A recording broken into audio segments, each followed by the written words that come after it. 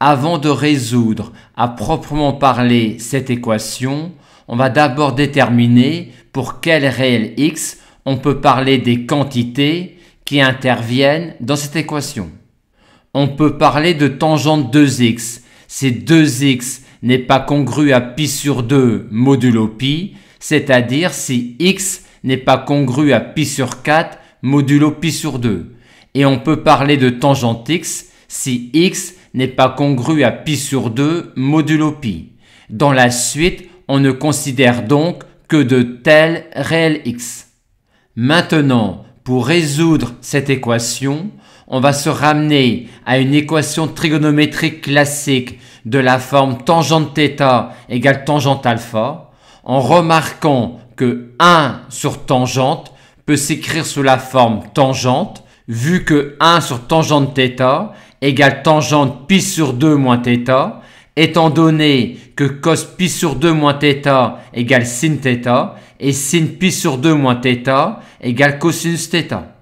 Mais pour faire cela, il va nous falloir diviser par tangente x, ce qui est impossible si tangente x vaut 0. On distingue donc deux cas. Cas 1, si x est congru à 0 modulo pi, tangente x vaut 0, et il n'y a alors clairement aucune solution à l'équation.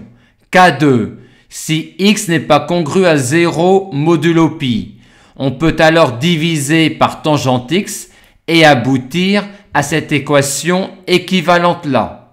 Équation qui se ramène à une équation de la forme tangente θ égale tangente alpha, vu que 1 sur tangente θ est égal à tangente pi sur 2 moins θ. On résout ensuite classiquement cette équation-là, ce qui nous donne cela ou encore cela. Reste maintenant à regarder si tous ces réels-là sont acceptables. Pour cela, on va lister ces réels-là modulo 2pi, ce qui nous donne ces réels-là.